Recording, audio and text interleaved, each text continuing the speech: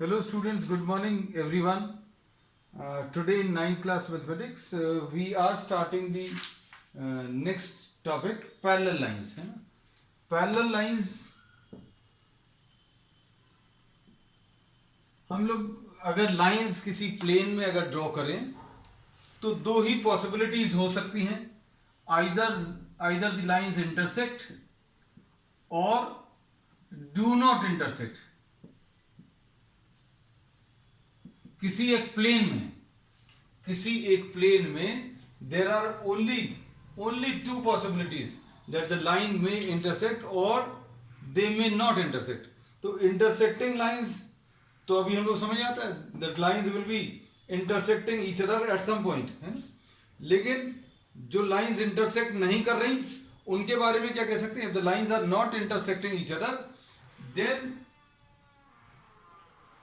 the lines are termed as parallel lines है ना. तो ये लेकिन अब हम लोग किसकी बात करते हैं? अच्छे सुनना. किसी प्लेन में अगर आप लाइंस को ड्रॉ कर रहे हो तो अगर आपने ये ऐसी कुछ लाइंस ड्रॉ करी तो ये इस कैटेगरी में आ जाएंगी. और ये अगर लाइंस है तो then these will be definitely intersecting at some point.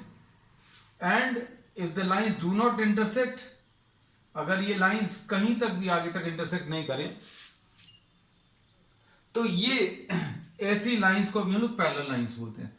So these are parallel lines. ये पता चल गया ये पैरेलल लाइंस हैं. तो पैरेलल लाइंस के बारे में अभी हम लोग क्या कह सकते हैं?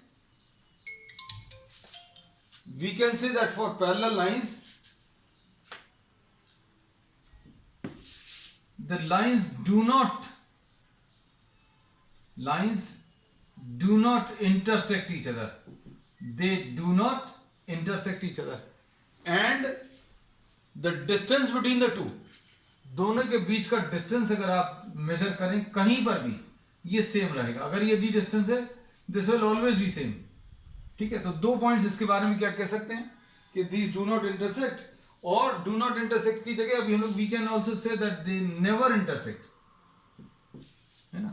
या फिर अभी हम लोग एक और चीज क्या कह सकते हैं? These are always equidistant. ये सेम डिस्टेंस पर लाई करेंगी है ना. तो दो चीजें अभी हम लोगों ने इक्विडिस्टेंट लाइंस के बारे में बता दी. अब एक और सेट ऑफ लाइंस पॉसिबल हैं जो इंटरसेक्ट भी नहीं कर रही और पैरेलल भी नहीं है ना. तो इनके बारे में अभी अपन को नहीं पढ़ना. ऐसी कोई लाइंस हो सकती हैं, ऐसी कोई लाइंस जो इंटरसेक्ट नहीं करें और पैरेलल भी नहीं है ना. तो ये ऐसी कुछ लाइंस, ये देखो ये दो लाइंस अगर आप कंसिडर करो, ये दो लाइंस कैसे में भी आपको जैसे में अच्छे से दिख रहा हो तो अब ये लोग उसमें कहते हैं that these lines will never intersect and these are never, ये पैरेलल भी नहीं है इंटरसेक्ट भी नहीं कर रहे. लेकिन ये एक प्लेन में नहीं है, these are in different planes. एक ही प्लेन के लिए अभी हम लोग लाइंस की बात करते हैं इस स्टेज पर. इस क्लास में अभी हम लोग we talk of lines only which are lying in the same plane है ना. तो ऐसी जो lines non intersecting and non parallel ये कहलाती हैं स्क्यू लाइंस है ना. ये सुन भर लो बच्चों. अभी हम लोग इसका ज्यादा यूज नहीं करेंगे, ज्यादा क्या इनफैक्ट बिल्कुल भी यूज नहीं करेंगे है ना. अब उसके बाद पैरेलल लाइंस के बाद अगली चीज अभी हम लोग पढ़ते हैं ट्रांसवर्सल.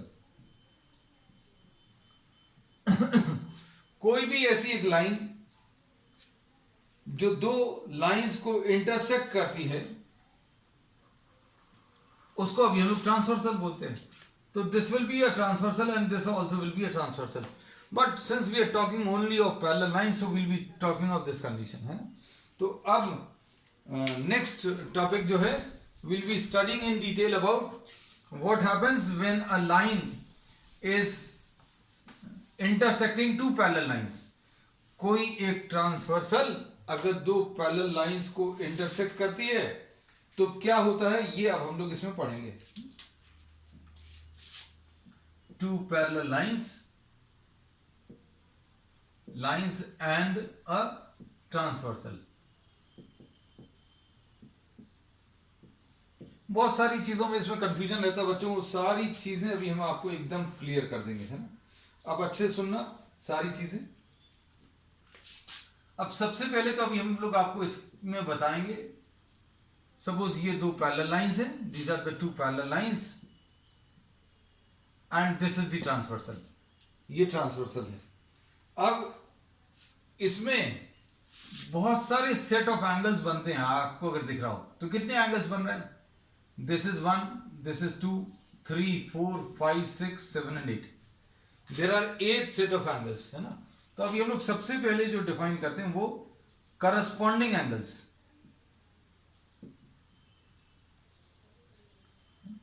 तो सबसे पहली चीज जो अभी हम लोग डिफाइन कर रहे हैं वो क्या, करस्पॉन्डिंग एंगल्स।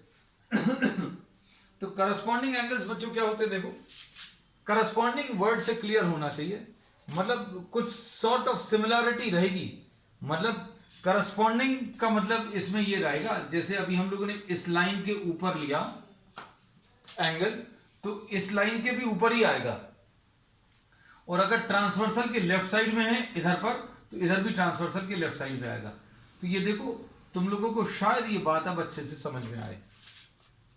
हम लोगों ने क्या बोला, इस लाइन, ये वाले दो जो एंगल्स मार्क किए हैं, इनमें करस्पॉन्डिंग वर्ड क्यों यूज करते हैं, क्योंकि ये कैसे एंगल्स हैं, ये इस लाइन के ऊपर बन रहा है, ये वाला एंगल इस लाइन के भी ऊपर बन रहा है ना, दोनों के ऊपर ही बन रहा है, इस लाइन के भी ऊपर बन रहा है, इस लाइन के भी ऊपर, और ट्रांसवर्सल के लेफ्ट साइड में ये वाला एंगल, ये भी ट्रांसवर्सल के लेफ्ट साइड में, इसलिए इनको क्या बोलते हैं, करस्पॉन्डिंग एंगल्स, है ना।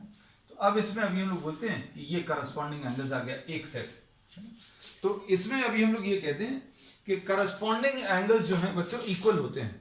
वो इक्वल क्यों होते हैं ये भी अभी हम लोग आगे इसमें डिस्कस करेंगे, विल डिस्कस, है ना। So we say that corresponding angles will be equal, कौन सा, 1 will be equal to 2, angle 1 is equal to angle 2। और इसमें बहुत सारे सेट ऑफ करस्पॉन्डिंग एंगल्स हैं जो भी आप बता सकते हो, देखो ध्यान से।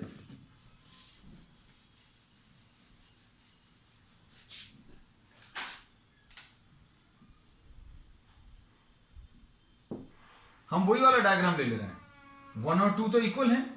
अब जैसे सपोज फॉर एग्जांपल इधर ये ले लिया, ये 3 और ये 4। अब इसके बारे में क्या कह सकते हैं, इसमें अभी हम लोग बोलेंगे 3 कैसा बन रहा है, इस लाइन के ऊपर है और इस वाली लाइन के भी ऊपर है, करस्पॉन्डिंग इसलिए बोलते हैं, इस लाइन के ऊपर आ रहा है, इस लाइन के भी ऊपर आ रहा है, ट्रांसवर्सल के राइट साइड में है, ये वाला भी ट्रांसवर्सल के राइट साइड में है। तो करस्पॉन्डिंग एंगल जैसा कि नाम सजेस्ट कर रहा है, so we say that angle 3 will be equal to what, angle 4।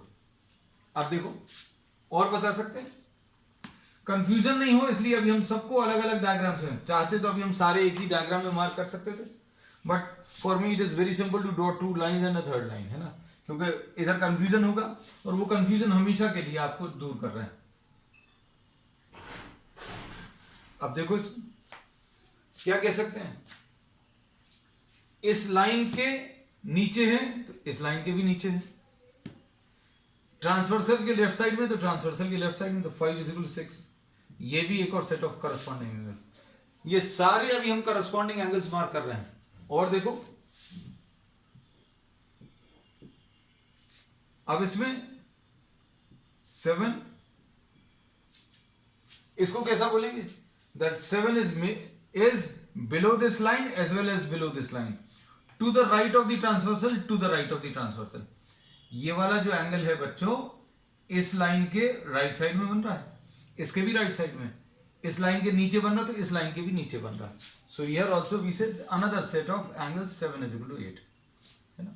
तो ये करस्पॉन्डिंग एंगल्स बता दिए, ये जितने तरीके से यूज होते हैं वो सारे अभी हमने पॉसिबिलिटीज बना दी, ठीक। अब इसके बाद नेक्स्ट है,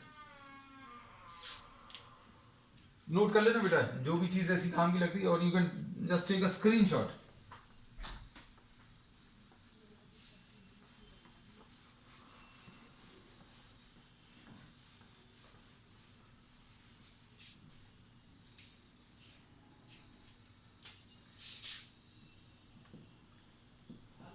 ऑल्टरनेट एंगल्स, नेक्स्ट अभी हम लोग जो ले रहे हैं ऑल्टरनेट एंगल्स, और ये ऑल्टरनेट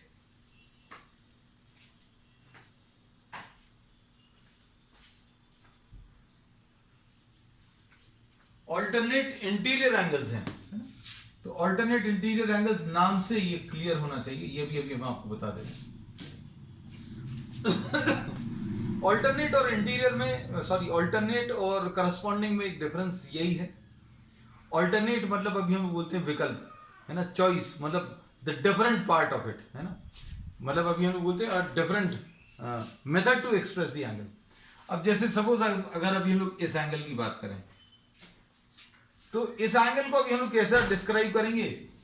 इस लाइन के नीचे लाई कर रहा है, इस लाइन के, इस वाली लाइन के नीचे लाई कर रहा है, और इस वाली लाइन के लेफ्ट साइड पर लाई कर रहा है।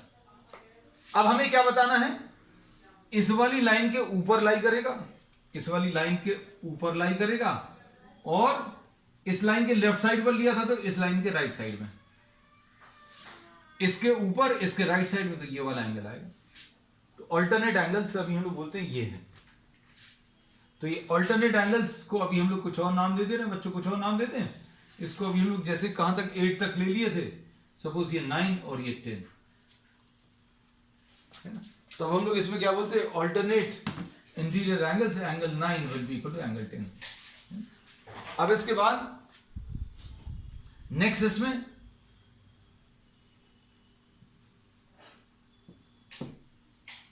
इसको देखो,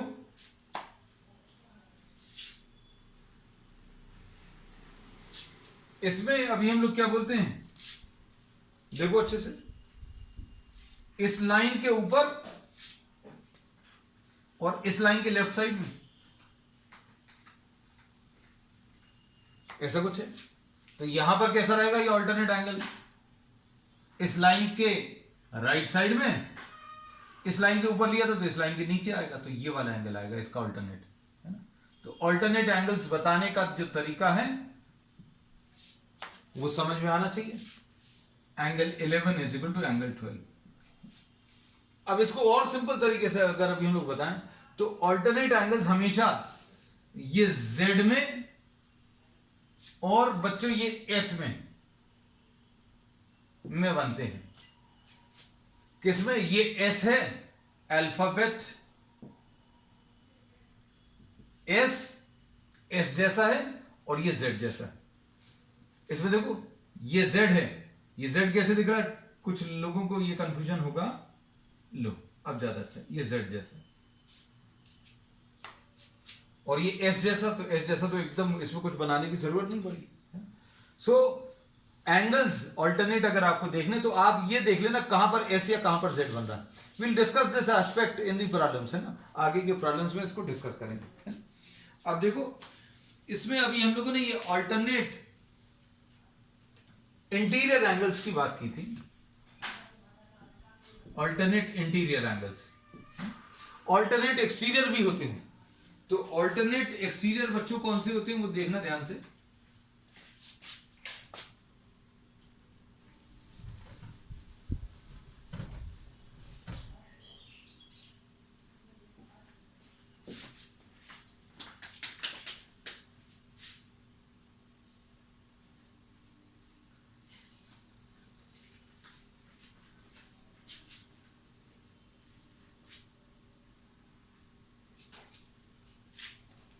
ऑल्टरनेट एक्सटीरियर एंगल्स में बच्चों, ऑल्टरनेट एक्सटीरियर एंगल, ये इसका कम यूज करेंगे लेकिन फिर भी बता दे रहे हैं क्योंकि कुछ बच्चों को लगेगा ये चीज तो अभी हमें मालूम ही नहीं है। तो ऑल्टरनेट एक्सटीरियर एंगल में बाहर वाले लेने। अब ये ऑल्टरनेट इंटीरियर क्यों बोलते थे? क्योंकि अंदर बन रहे थे, है ना। एक तो एस में, एक ये वाला जो एस है उसमें ये वाले एंगल्स, ये वाले, और जेड में ये वाले, है ना। तो ये अंदर बन रहे थे, लाइंस के अंदर बन रहे। अब ये बाहर बनेंगे। अब इसको कैसा बोलेंगे? देखो इस लाइन के ऊपर है और लेफ्ट साइड पर है, इस लाइन के लेफ्ट साइड पर है, तो इधर इसके राइट साइड पे आना चाहिए और दूसरी वाली लाइन के नीचे आना चाहिए, तो ये आ जाएंगे। और इसमें भी अभी हम लोग कहते हैं कि ये वाले एंगल्स भी इक्वल आएंगे, है ना। अब हम लोगों ने कौन कौन से ले लिए थे बच्चों? एक तो ये वाला बना लिया था, इसको लिखा नहीं था अभी हम लोगों ने, है ना, इसके नाम नहीं लिखे थे, ये भी लिख लें। अच्छा 11 is equal to 12 लिखा हुआ है, सॉरी। अब इसके बाद ये इसको 13 लिख लिया, इसको 14 लिख लिया, तो angle 13 will be equal to angle 14। ठीक, अब देखो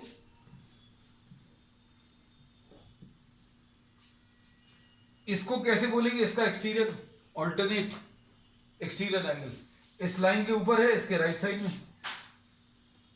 तो इस लाइन के लेफ्ट साइड में चाहिए और इसके नीचे चाहिए, तो ये ऑल्टरनेट एक्सटीरियर एंगल्स, ये 15 आ जाएगा और ये 16, so angle 15 will be equal to angle 16। ठीक, अब इसके बाद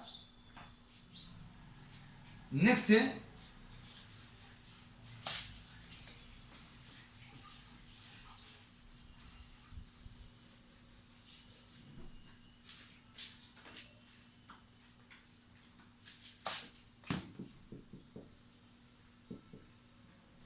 सिर्फ इंटीरियर एंगल्स, इनको कई बार को इंटीरियर एंगल्स भी बोलते हैं। अब इसमें को इंटीरियर एंगल्स में बच्चों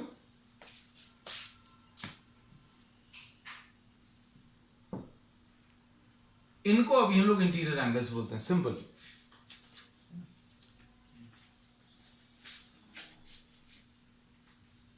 अब इसमें क्या बोल सकते हैं, देखो सपोज अभी हम लोगों ने इसको ए नाम दे दिया, इसको बी नाम दे दिया, तो इनकी ये प्रॉपर्टी है, क्या प्रॉपर्टी है बच्चों, इसमें इनकी प्रॉपर्टी है कि इनका एडिशन जो है 180 डिग्रीज होता है। इंटीरियर एंगल्स का जो एडिशन है वो कितना 180 डिग्रीज होता है। ठीक है, और या फिर इसको ऐसा भी बोल सकते हैं दैट को इंटीरियर एंगल्स आर सप्लीमेंट्री। अब इसमें एक और सेट बना सकते हैं,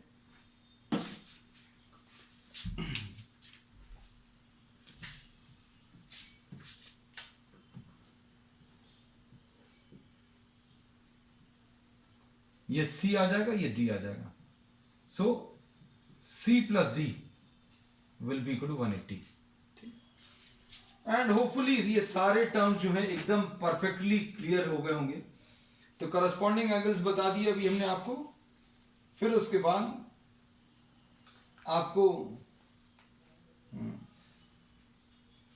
ऑल्टरनेट एंगल्स बता दिए, इंटीरियर एंगल्स बता दिए हैं। अब इसमें कुछ प्रॉपर्टीज हैं, है ना, जो अभी हम लोग यूज करते हैं, जैसे क्या कि अगर लाइंस पैरेलल हैं, कोई दो लाइंस पैरेलल हैं और कोई ट्रांसवर्सल उसको कट कर रही है, तो ऑल्टरनेट एंगल्स इक्वल आते हैं। तो अब इनका कन्वर्स भी अभी हम लोग कह सकते हैं कि if alternate angles are equal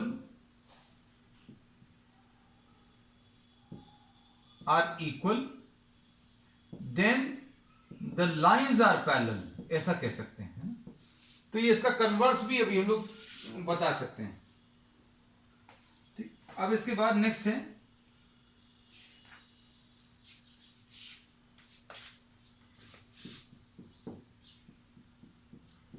if corresponding angles are equal,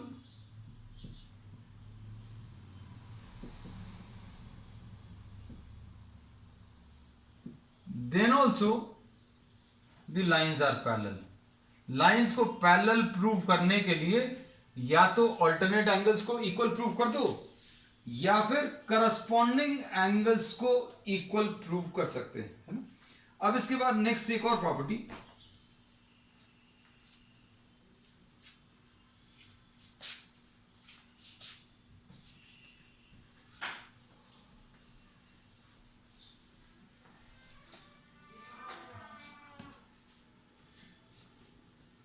next property ये है, नेक्स्ट प्रॉपर्टी ये है कि if you are drawing if two lines are parallel to a third line, अगर इसमें आपको ये L, M और N दिया है, ये तीन लाइंस दी हैं, ये बहुत ऑब्वियस सी चीज है ना। If L is parallel to M, इसको ऐसा लिखते हैं L is parallel to M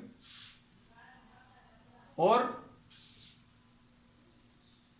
M is parallel to N, L parallel to M है और M parallel to N है, तो अभी हम लोग ये कह सकते हैं कि L will be parallel to N, मतलब ये इसके पैरेलल है और ये वाली इसके पैरेलल है, तो ये दोनों भी कैसी होंगी, पैरेलल होंगी। तो ये बहुत ऑब्वियस सी प्रॉपर्टी है। अब इसमें हम लोग कुछ प्रॉब्लम्स अभी आपको लेकर बता दे रहे हैं।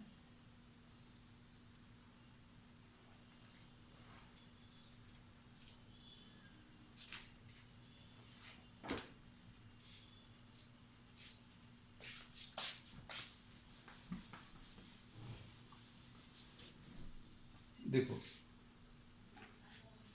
Suppose you are having 3 parallel lines. एक क्वेश्चन है, उसमें सारे कॉन्सेप्ट्स आपको अप्लाई हो जाएंगे, क्लियर भी हो जाएगा।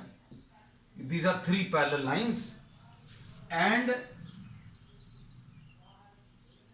इनको suppose we are naming these as A B C D and E F, और इसमें transversal E A is perpendicular, ये ई ए है और ये ए बी है। E A is perpendicular to A B and ये वाला जो दिया है ये सी दिया है,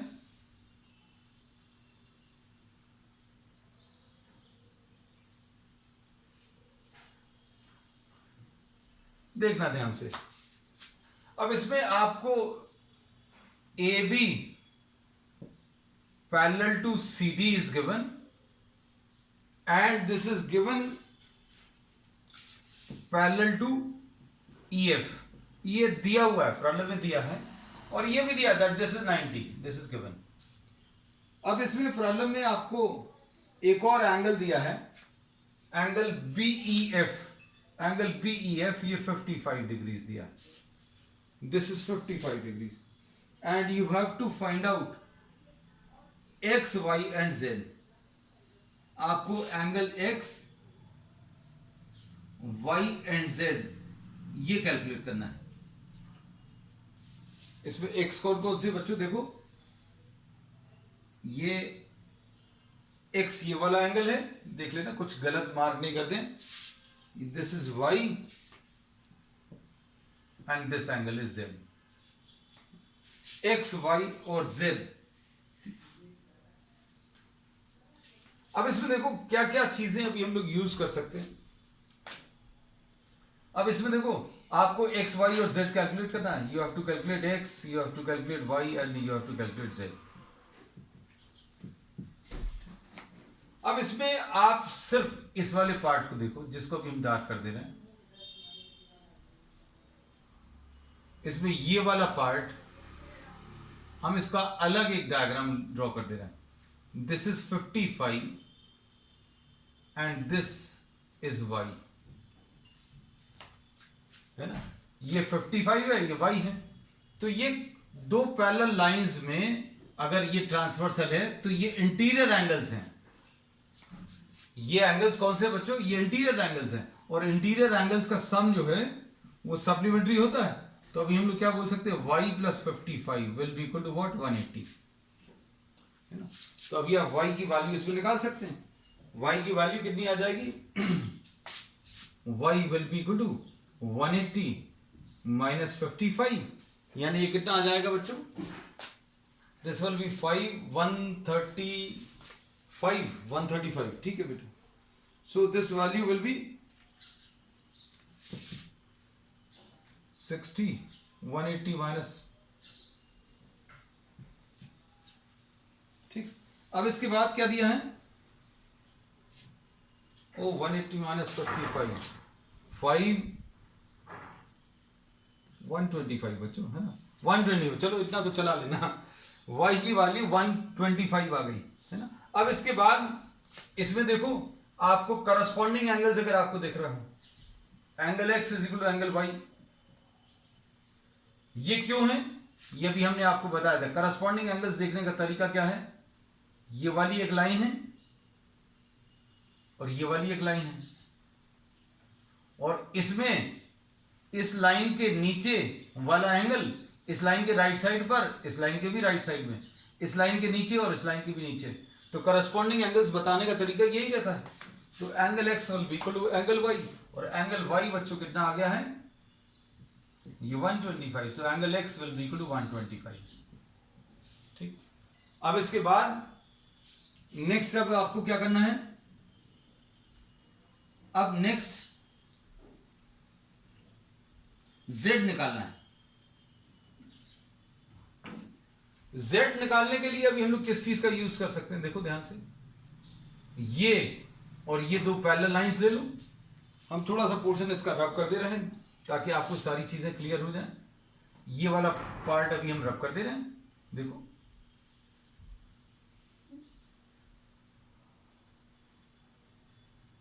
अब इसमें अभी हम लोग क्या बोल सकते हैं, इसकी जरूरत नहीं है, वैसे आपको सारी चीजें एक साथ डायग्राम में दिखनी चाहिए, लेकिन अगर नहीं दिख रही तो अभी हमने कहा कि सारी जो एक्स्ट्रा चीजें वो अलग कर दे रहे हैं। अब इसमें अभी हम लोग ये बोलते हैं कि ये इंटीरियर एंगल्स हैं, इंटीरियर एंगल्स का एडिशन, ये बिल्कुल ऐसे ही इंटीरियर एंगल्स का एडिशन जो है 180 आ जाएगा, तो कितना आएगा बच्चों, ये 90 प्लस z इंटीरियर एंगल्स का सम कितना 180, ये 90 और ये वाला पूरा एंगल z प्लस 55 है, ये एंगल 90 है, ये पूरा एंगल ये z है, और ये वाला एंगल अगर आपको पूरा एक वैल्यू लिखनी है, सॉरी ये 90 था, ये वाली वैल्यू कितनी z प्लस 55, तो क्या बोलेंगे 90 plus z plus 55 is equal to 180, z will be equal to 180 minus 90 minus 55, तो ये तो बच्चों 90 आ गया, 90 माइनस 55 यानी फिर से ये 5, ये 35 आ जाएगा। So the answer to this will be what 35। अब आज बच्चों अभी हम लोगों ने इसके कॉन्सेप्ट्स पढ़ लिए पैरेलल लाइंस के, and on the next turn we will be discussing the second exercise. चलिए दैट्स ऑल फॉर टुडे।